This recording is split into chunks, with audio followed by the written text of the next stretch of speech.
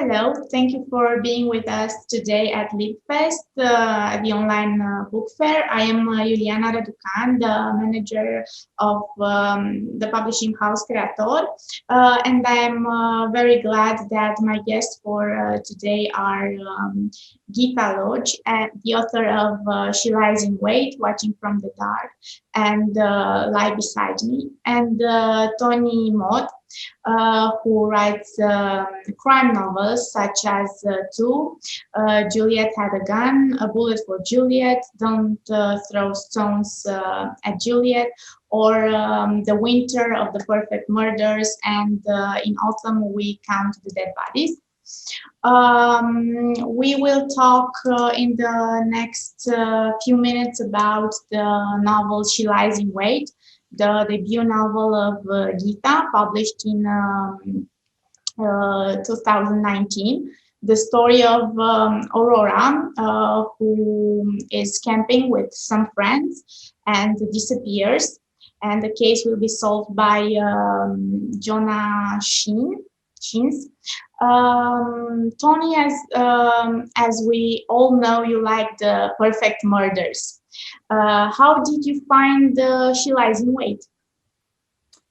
So I loved reading She Lies in Wait, and I think that it was wonderful how Gytha kept the reader in the novel, describing what's going on, the entire scenery. And this would be my first question for Gytha. How do you manage to show us all the details and still having such an alert writing? Oh, I like that question. That's very kind of you. That's such nice comments. So I certainly ended up having originally written it. It was a little longer, and I ended up with maybe 10,000 more words. Because I love the atmosphere. I love having lots of feeling and place and character, and I really enjoyed doing it that way. But then when I read it back on a second draft, I realized that actually it didn't quite have the pace. And I think it's something that I'm sort of more and more aware of the more books I write, that real feeling of, as a reader, wanting to just be drawn onwards. So with She Lies in Wait, I ended up trimming it down quite tightly after I'd finished. And I'm really glad that you felt it did the two, because that was sort of one of my biggest concerns when I redrafted it, which I did with my lovely editor, Joel Richardson. So I suppose that is quite a reasonable way of doing that. But I suppose the other thing is that when I read it back again, having had a little gap, I was able to see it as the reader is seeing it, and to think to myself, I've got to this point and I feel there's no movement, therefore something needs to happen here, something needs to turn, and to sort of slightly restructure as well. So it was both kind of trimming it down and restructuring it, which was actually I have to say, it was an awful lot of fun. I know a lot of writers sort of talk about edits saying, they hate them. I don't know about you, but I genuinely really enjoyed it, and I have enjoyed it on subsequent books as well, really getting to grips with that structure. Yeah, nice. First editing, it's kind of interesting for me, but when I have to read it again and again, that I feel like stuck in my own writing, because from a point on, I can't see anything different that I wanted to write. So this is quite a challenge. I would like you to tell us more about your writing, because you are also a playwright, and what impressed me, so you also write for video games. Yes. So brilliantly, actually, the reason that I started doing the video games was that I was working for a very big translation firm, an international one, and we got a lot of games which were looking to go from, say, Korean or from Chinese or from other languages into English. And what then happens is, rather than it just being translated, it needs to be written, because a lot of video games rely a lot on dialogue and on sort of the way the story works. So although you have the characters still standing and moving in the same way, you kind of need a completely new English version. So that's where I started, was taking these scripts which had come over and sort of been sort of translated in sort of basic sense. So I got a very, very base level of sort of English from them, so I could see what was going on. And then I had to then completely rewrite them. And it was actually the first time that this firm had done this. So I sort of set up this department so what I was really doing was writing content for people, writing copy. So I was writing things like websites, press releases for fashion companies, that sort of thing. So then we brought in this new business where we were doing games. And then from there, they then asked us to pitch our own game ideas, because they were really enjoying the work that we were doing and sort of seeing the quality of it. So from there, we were then able to work with them to actually pitch on new games and actually get to write more of the story, which was immense fun. So it was a real blast. And and that's the one part I miss of my sort of job that I was doing before, and I want to get back into, because I haven't done any games writing for now about 2 years. And because I absolutely loved it, it was brilliant. So I've done this in the wrong order, because I've talked about that before. I've talked about the theatre, which came first, but we'll rewind a bit, and I'll talk about that. So theatrical writing, I had done from the age of about 2021. I started when I was at university, and the interesting thing was that for me, it was a very slow realization that it'd be something that I'd enjoy doing. I was acting a lot in sort of productions around the university, around the city of Cambridge, and occasionally doing slightly sort of larger scale productions elsewhere. And having done lots of acting, I don't know why it took me so long to realize that I might like to write them, because I was already trying to write books and was enjoying that. And I just suddenly thought, well, I'll just write a script and have a go. And I loved it. I loved the process, because by that point I knew theatre very well. I knew how it worked for the actors and directors. And I just loved getting a real sense of character from, purely the sort of visual side, describing that from the way they talk, from the way that you sort of plot their movements. And I think as a result, I was probably a little bit too controlling when I started, because I used to tell the actors everything they had to do in the script. And I later learned that actually, you can really give them room to do their own interpretation. But from there, I just got really hooked. And so for 7 years, I then became a full-time playwright. So I was pretty much just writing and then touring plays around the country. And I loved it. It was wonderful fun. Then I had a small child, and it became much more difficult. And at that point, I just thought, I've always wanted to write the books. I've always wanted to do that since I was, tiny. And I just thought it was the time to go back to it, because I couldn't really get on the road and be directing all around the country. And so I sat and actually rewrote the first part of a book, which I'd tried before a while previously. And I went on the UEA Creative Writing MA, so which is the kind of the sort of the most well-established one in the UK. And from there, then signed with the fabulous Curtis Brown. And so Felicity Blunt is my lovely agent there. And from there, ended up working with Penguin. So then that's sort of taken over quite a lot from the theatre. So again, theatre is the other thing I haven't done so much of for a while. It's been a few years since I put something on myself. And again, I do miss it. It's nice now to see those plays being put on by other theatrical companies, so I don't have to do all the other stuff.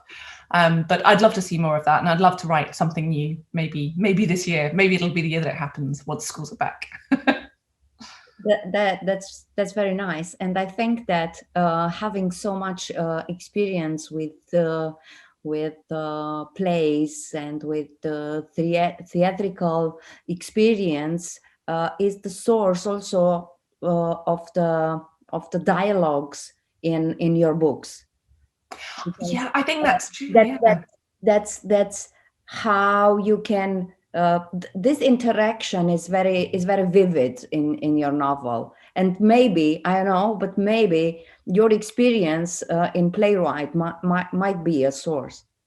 I think that's probably very true. I think I really very naturally gravitate towards people having dialogue, and actually, I will tell you that the first draft I wrote of this book of She Lies in Wait, it was far too much dialogue, and I had the feedback that, you know, I can see you're very comfortable writing two people talking, but actually that shouldn't be the whole book. You know, there has to be some more action and stuff. And I looked at it and was like, oh yeah, it looks like a play script. You know, it looks like it's all pared down. So then I then had to then think, right, now what else do I want to be happening in this?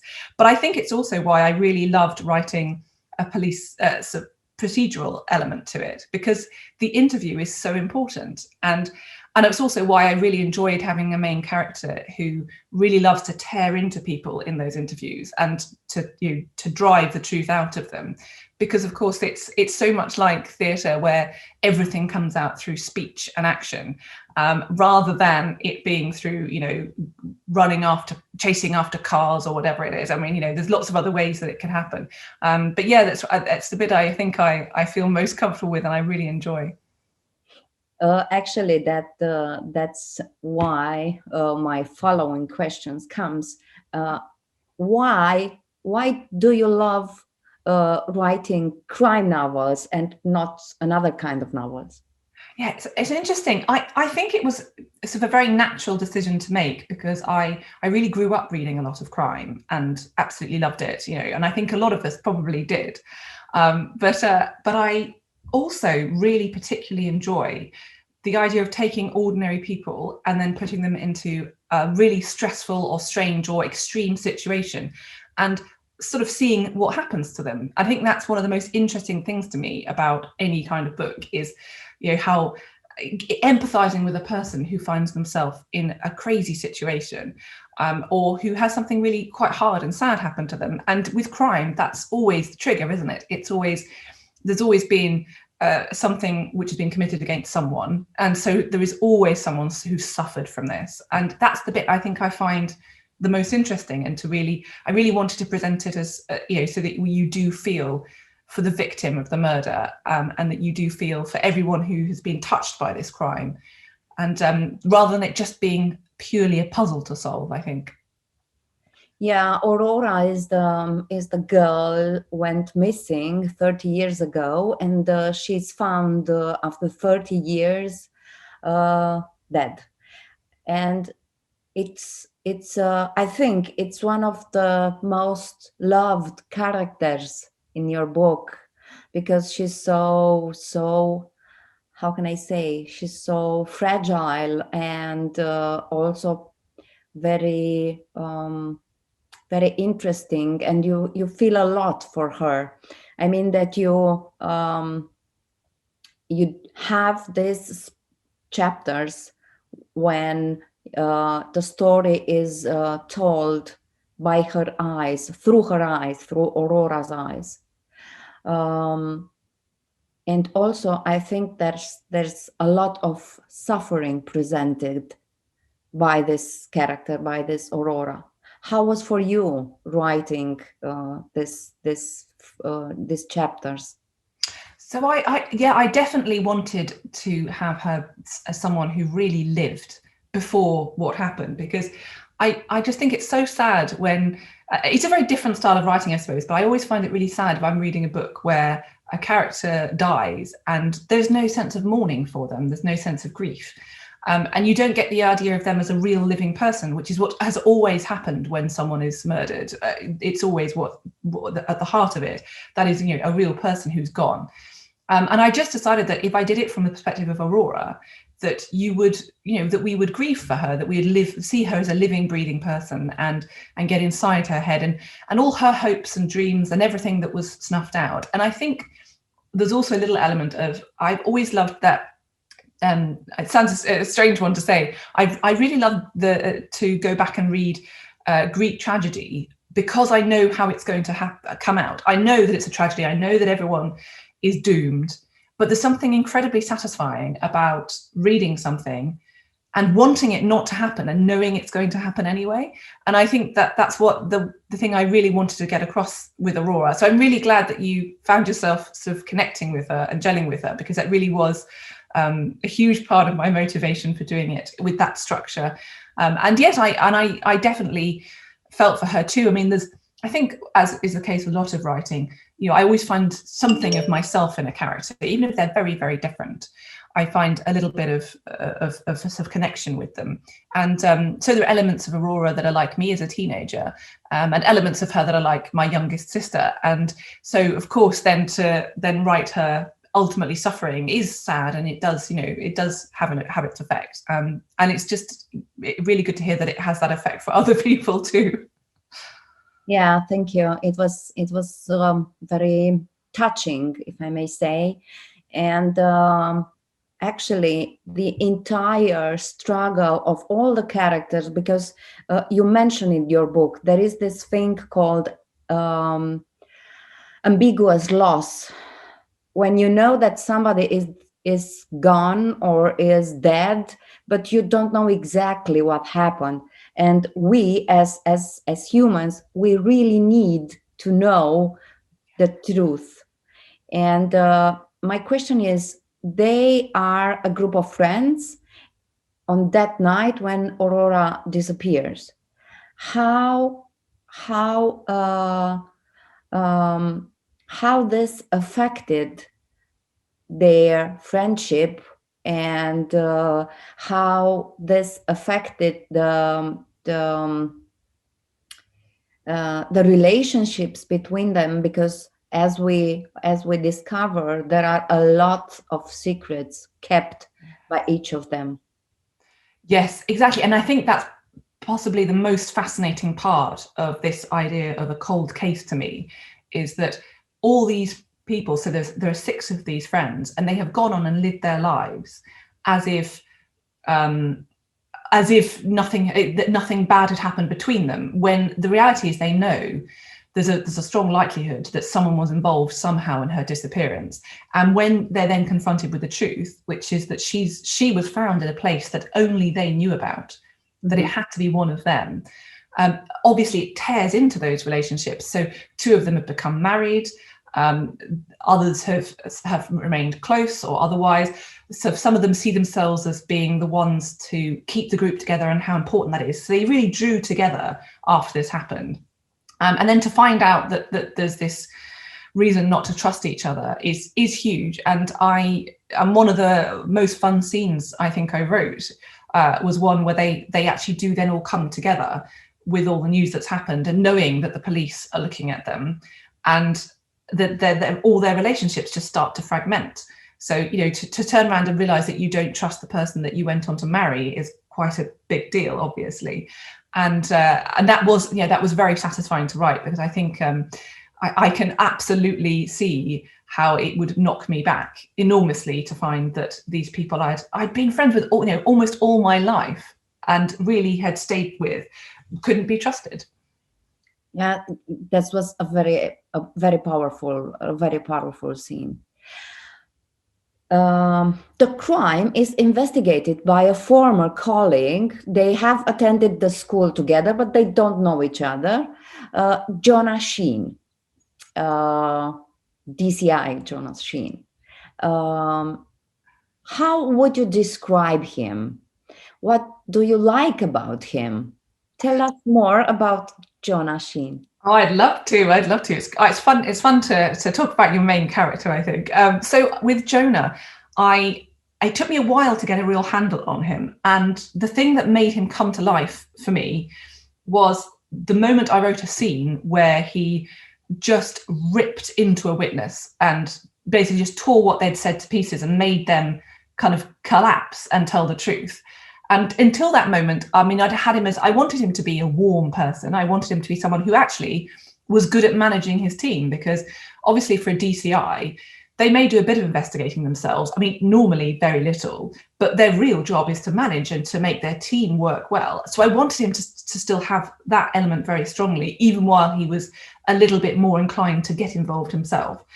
And I wanted him to be someone who had his own morality, but then who finds that morality challenged.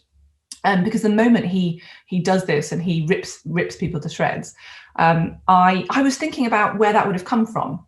I was thinking, so why does he end up this person who is so good at that? And I just started thinking about him with a background of a father who operated this way, who was abusive, but verbally abusive, who was an interrogator, a bully, a narcissist, and who had made his wife and child feel terrible again and again and again. And there are these tricks that people who are like that have to get what they want out of people and to beat people down. And I just suddenly saw a parallel between the abusive behavior and being a really good interviewer. I just thought it was fascinating. So for Jonah, he knows how to do this stuff because he learned it from his dad, fortunately his mother ultimately left. But every time he does it, he then sort of hates himself, because that's a really hard thing to carry around, to know that you're doing the same as someone who really wrecked your life, and to feel that kind of guilt, but to know that it's what makes you a good policeman. It's kind of complex. So yeah, it was that's what I think kind of defines him. And he's got other qualities too. He's very good at keeping track of a lot of information and never making any sort of assumptions. He resists the temptation to assume anything.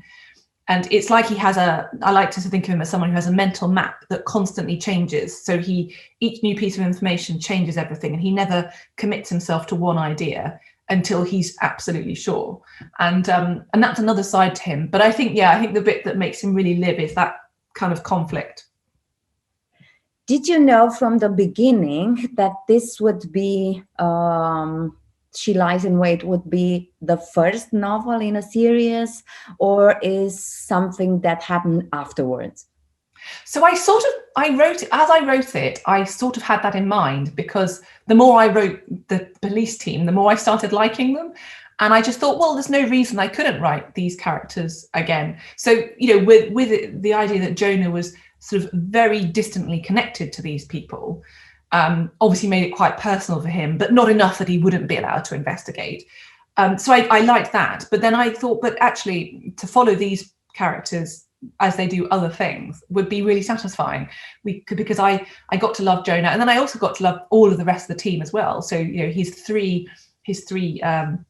other team members, his constable and his two sergeants. I like all of them, and sorry, what were you going to say? Sorry, I liked a lot Juliet Henson, and I would like to ask you if she is present in the following novels. She is. Yeah, I couldn't get rid of Juliet. Not once I started. She is, and she has. What I've really enjoyed is also getting a bit more of her backstory in there, because there's stuff from her past as well, which inevitably, like all of us, we carry this stuff around, and there's a sort of an ex-boyfriend who is mentioned in the first one, and that sort of is something that sort of resurges a bit later. And her relationship with the other team members is quite important too. So she's not quite sure how to react to Ben Lightman, who is the younger of the two sergeants, because he's not what she sort of looks at him and sees this incredibly handsome, very self-contained man. And her experience of men like that is they are always the bad guy. But so when she meets this one who maybe is, maybe isn't, she's not really sure how to react. And I think that's fun too, because it's a kind of quite a complex sort of relationship between them. And then O'Malley, who is the third team member, who's the older, he's ex-military, though you really wouldn't know it because he's messy and disorganized, and he follows his ideas and just goes. He's that kind of a person. But he's then got a warmth to him that I really enjoy. And, he's got a lot of humor. So the way they all balance together, I really enjoyed writing. And the funny thing was, when I look back at it, and I had, in my previous career, before I went into playwriting, I used to be a marketing manager for a team test called the Belbin test. I don't know if you've heard of it, but yes. Where it sort of works out how a team is balanced. And the whole idea is that you need all these different characters in a team to make it work. And when I looked back, sorry, my phone is ringing through my computer somehow. I'm not quite sure how. There we go. See, I just don't know how my Mac works, honestly. So with this team, I looked back at it, and really, without ever having intended on doing it, I had created a sort of perfectly balanced Belbin team. So obviously somewhere in there to kind of filter through, and that's how I wrote it. So there we go. Yeah, because we use all our experience in creating all the characters and the connections between them. That's very interesting. So true, isn't it? Watching from the Dark is the second novel, and I wrote also. I read also on your blog that is what could be seen as something very strange, because there's actually a crime. A guy is witnessing through a video call to his girlfriend. That thinks it's not that strange, because we experience all this year a lot of meetings happening through the screens. And you mentioned on your blog that actually a similar crime happened in US when a guy was killed. Sorry. I'm so sorry. I'm just going to very quickly put my phone onto flight mode because someone is very determinedly trying to call me, and I'm not sure. And I'm just going to do this so it doesn't happen again. It's very strange. I don't get technology sometimes. I thought it was impossible for someone to call me, but it turns out it's not. And I'm just going to work out how to do this. So sorry. There we are. Done. Okay. And in the US, crime was happening during a meeting on a Zoom when a guy was killed by his son. Yes. How did you feel when you read that? It was very strange. The odd thing was, about a week beforehand, I had written an article talking about this whole idea of murder on Zoom, and I had finished it by saying, I would be very sad to see it happen, but I feel that it's sort of inevitable that someone at some point will get caught doing this on on Zoom, because so often people aren't aware that the video is running, and it's why people end up walking in without clothes on and things. And I just thought it was such a fascinating idea. And then when I had sort of finished writing this and submitted it, it was literally a week later that this article came out saying that it had happened, and it was such a strange thing. And you have such mixed feelings, because obviously you don't want anyone to have that happen to them. But if it did have to happen, I think it's so good that it happened at a time when they're going to get caught, because so many people saw them do it. And that's a wonderful sign to technology. And I think it's such an interesting balance. We find it a bit scary to be constantly under observation. We find it quite intrusive in other ways. It can, like when your phone keeps ringing when you're trying to do an interview, for example, it can be very intrusive. But at the same time, it has its enormously good sides, where you can find yourself able to understand something that you wouldn't have been able to connect with people when you're locked down, and all of these other sides. And then one of the last ones being, it really can be an enormous aid to fighting crime. And it was such a lot of fun, having written one cold case where they had no technological help to speak of, to then write a case where technology was really at the core of it, was enormously good fun. And I think a really nice sort of contrast, well, for me at least, and I hope it was for readers too. Yeah, it's very nice, and I would tell all the people listening now something that I've learned from Iuliana in the beginning, that Watching from the Dark will be also translated in Romanian language soon. Tell us, please, about your novels. They are translated in many languages in a lot of countries. That's right. So I think it's something like 12 different languages so far, which is great. And really, it's really lovely to see them in so many. And then also US English as well. So which is obviously, slightly edited, but mostly the same. It's been, unbelievably wonderful to see it in so many countries, and to see the gorgeous covers that are designed for each edition. I love what it says about each different country, how they choose a cover, and what the title is going to be and how that works. And in some cases they're very similar because it works so well in another language too, and in some cases they're completely different. And it's been really fantastic also getting readers from so many different countries connecting with me through Instagram or Twitter or Facebook, and getting to meet people sort of electronically from all over who have read. It's been really incredible. I'm so thankful to the to all my marvelous publishers, and it's been a blast so far, and I'm really excited for Watching from the Dark to come out too. I think that's going to be brilliant. I can't wait to see what you do with the cover, guys, as well, because the cover for She Lies in Wait is just beautiful. It's just beautiful. Thank you. Gytha, what's your routine writing?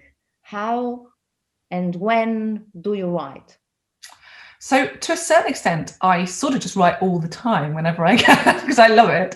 But my most productive, which has been a bit difficult recently with lockdowns and no school, my most productive way of writing is to, I cycle to take my son to school, then I run into Cambridge city centre and I go to a coffee shop and I set up there. Normally I change my clothes because otherwise I'm disgusting. And then I just work from there. I normally work until lunchtime.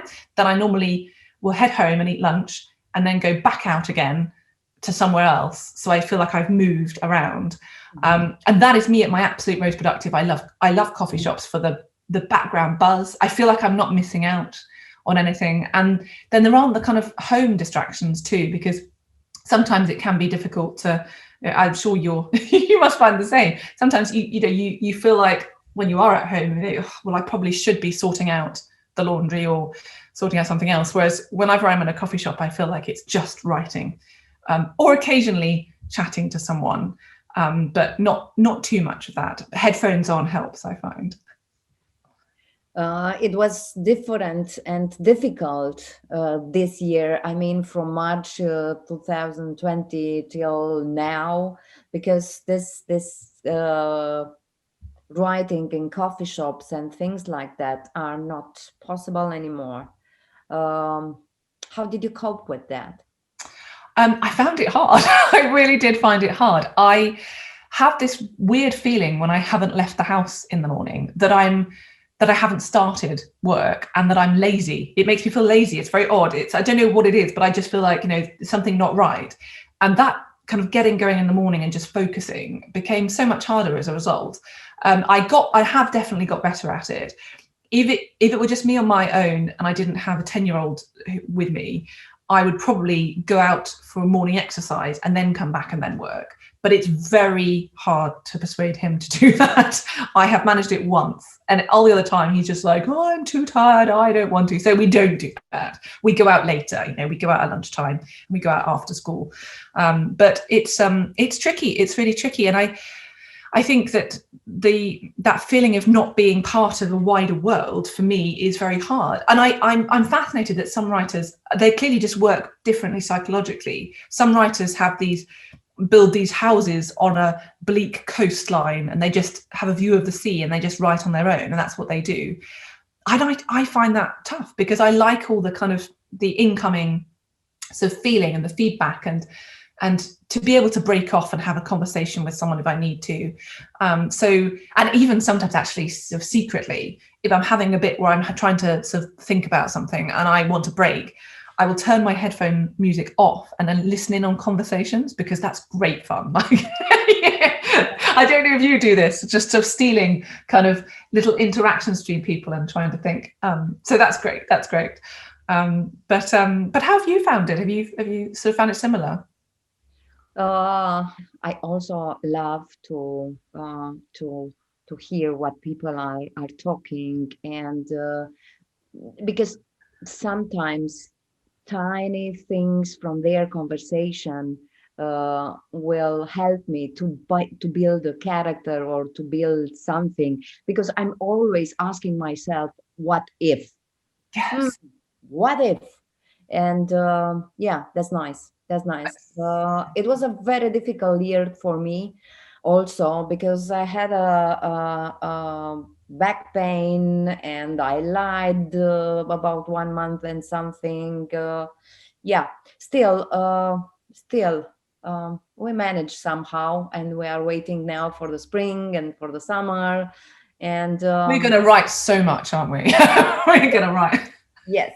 Tell me about your blog. Your title for the blog is Imperfect Single Parent, but I love to read what I thought that was your intention. I'm perfect single parent. Oh no, that's terrible. That makes me sound like I think I'm amazing, and I'm not.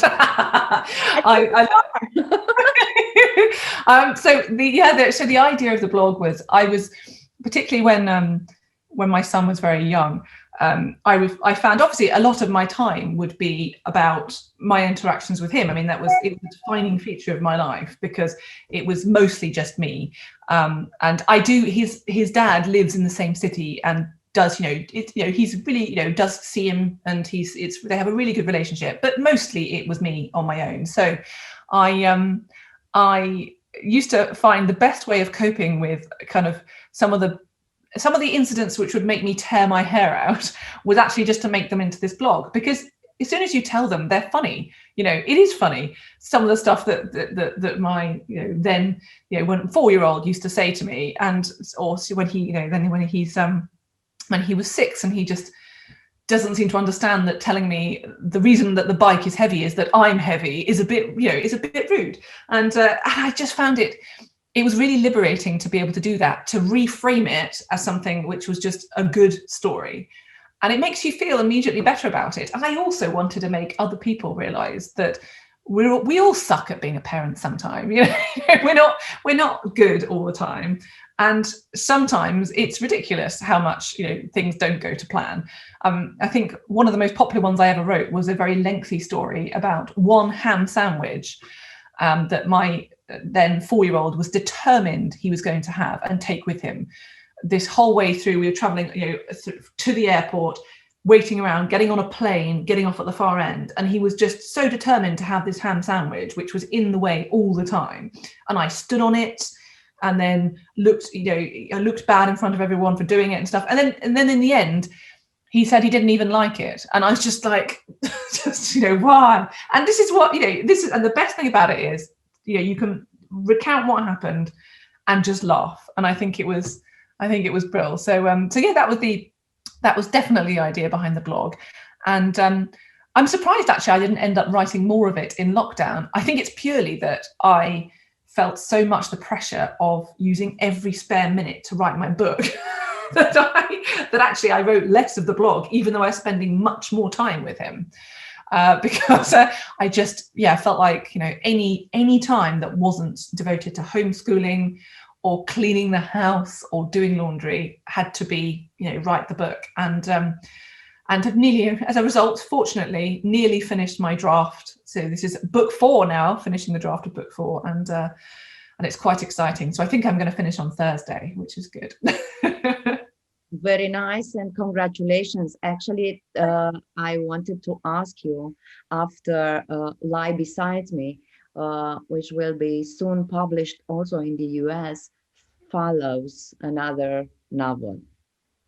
So yes, so there's book 4 is nearly finished, and book 5 is basically planned out. So that's really nice.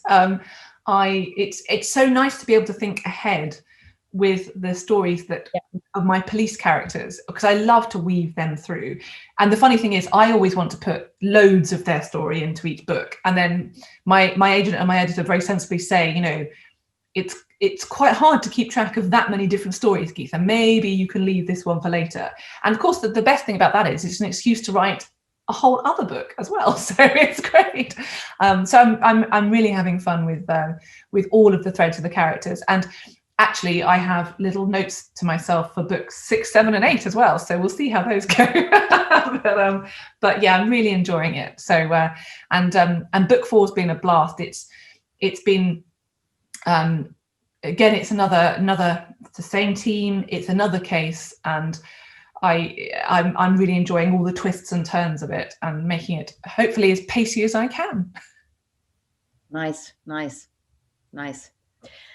We have more now than half an hour, and I think that this would be a nice length for our viewers. But tell me, if do you miss any question that we should have asked you? Oh, that's always a good one. I can't think of any. No, I think that's been really good. I mean, I always want to talk about the characters, and that's been brilliant. And talking about future books is great fun too. So, no, I think that's fabulous. Thank you a lot, Gytha, being with us today. Oh, thank you so much. I've really enjoyed it.